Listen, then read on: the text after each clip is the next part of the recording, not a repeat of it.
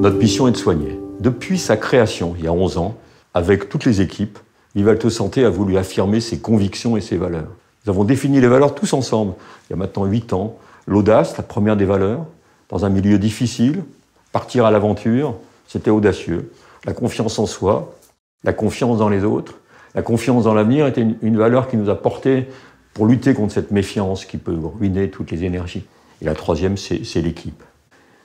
La gouvernance partagée, nos valeurs, nous emmenaient naturellement sur le chemin de l'entreprise à mission. C'est une façon de fédérer les énergies, de le structurer et de le décliner et en engagement et en indicateurs. Notre raison d'être, on l'a précisé, c'est fondé sur un partenariat innovant avec les praticiens et un engagement fort des femmes et des hommes.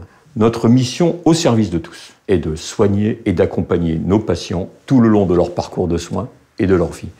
Et l'approche de l'entreprise à mission, c'est à partir de cette raison d'être, c'est de structurer les engagements, on en a 6, structurer les indicateurs, on en a 23, de telle façon à fédérer les énergies et à les rendre lisibles. Donc au fond, l'entreprise à mission, c'est de dire ce qu'on fait, de faire ce qu'on dit, d'accepter que les indicateurs soient ouverts à tous et que tout le monde voit ce qu'on fait. Alors être entreprise à mission, c'est très engageant. Pour le groupe Vivalto Santé, mais aussi pour chacun d'entre nous. Donc évidemment, c'est quelque chose de très positif parce que ça permet de fédérer toutes les parties prenantes, nos salariés, également nos médecins libéraux. Ça permet aussi de donner encore plus de sens à notre métier. Ça permet aussi d'être différenciant par rapport à l'extérieur.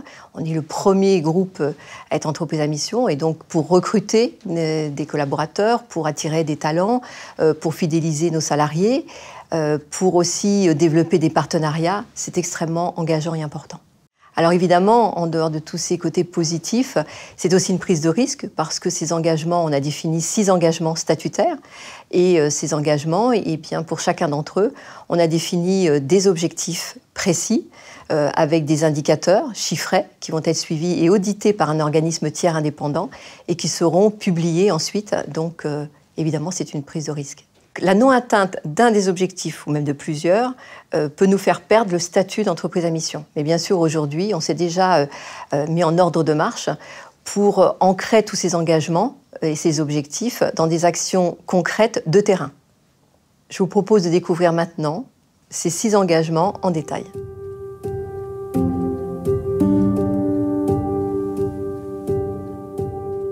La réussite de notre mission repose sur l'adhésion de tous nos collaborateurs, soignants, nos soignants et également nos praticiens libéraux. Il est donc important, voire même primordial, de travailler sur les conditions de travail pour que nos collaborateurs puissent soigner dans de bonnes conditions également nos patients.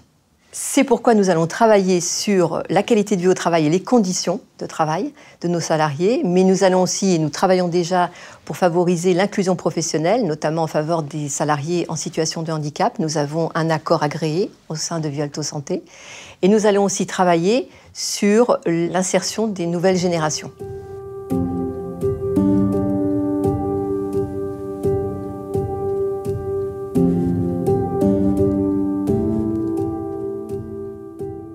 On entend parfois dire que la gouvernance partagée ferait partie de notre ADN. Ça impliquerait que partager le pouvoir est quelque chose de naturel. C'est pas le cas.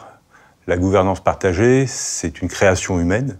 C'est une idée qu'a amenée Daniel Caille et soutenue par les médecins du groupe. Nous avons développé ça au cours des 10 dernières années. Et nous sommes arrivés là actuellement à quelque chose de nouveau et de novateur dans la façon de prendre en charge notre travail et nos patients. Il paraissait important à un certain moment de pouvoir graver dans le marbre cette idée pour pouvoir continuer la pérennité de notre groupe et notre façon de fonctionner. Nous voyons que nous sommes dans le sens de l'histoire, les gens veulent prendre à bras-le-corps leur façon de travailler, les gens cherchent une participation dans le cadre de l'entreprise et que effectivement Vivalto est l'exemple de cette participation et doit être notre modèle de façon de fonctionner.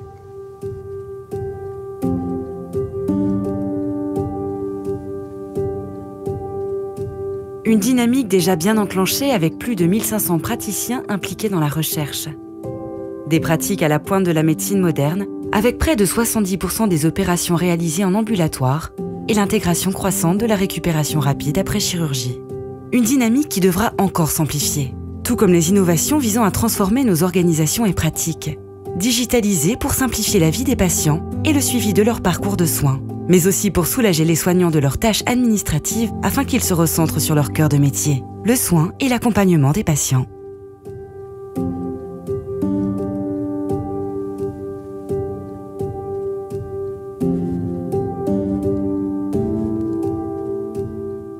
En tant que directrice générale de territoire, il y a un engagement qui me tient particulièrement à cœur, c'est celui de permettre et de proposer aux patients une offre de soins globale et une prise en charge complète autour de sa pathologie. L'organisation territoriale, c'est pour nous l'organisation de notre offre de soins au sein de Vivalto Santé, mais c'est aussi et surtout tous les partenariats que nous avons avec les acteurs de soins, que ce soit les acteurs de la ville, que ce soit les acteurs du public, les acteurs du médico-social. Et tous ensemble, nous travaillons à la prise en charge du patient autour d'une concertation et d'une complémentarité d'offreurs de soins sur ce même territoire.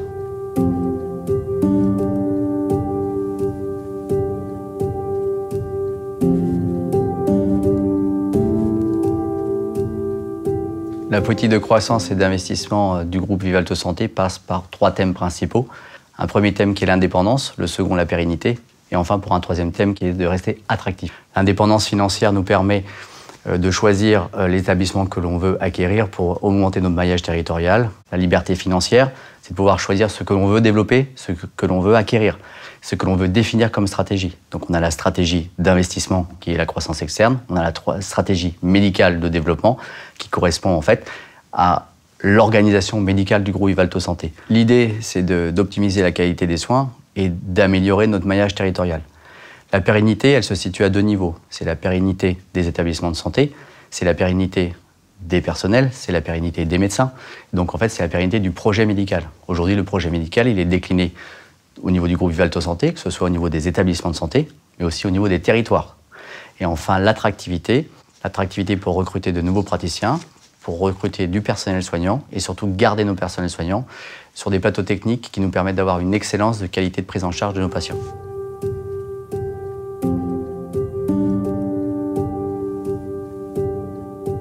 Aucune entreprise aujourd'hui ne peut parler de son avenir, de sa durabilité, de sa mission dans la société, sans parler de son engagement en faveur de l'environnement. Pour nous, la maîtrise de notre empreinte environnementale est primordiale. Et c'est en ce sens que nous avons entrepris une réflexion sur les actions concrètes à mener autour de 3 thématiques majeures. La réduction de notre consommation d'énergie, la réduction de nos déchets, la diminution de notre empreinte carbone. Un vaste chantier qui va nécessiter d'importants investissements. Financiers bien sûr pour le groupe, mais aussi un investissement quotidien de tous et chacun, chez nous comme chez nos partenaires, pour faire évoluer les comportements en matière de consommation et de tri. Et ainsi se donner tous les moyens de maîtriser notre empreinte environnementale.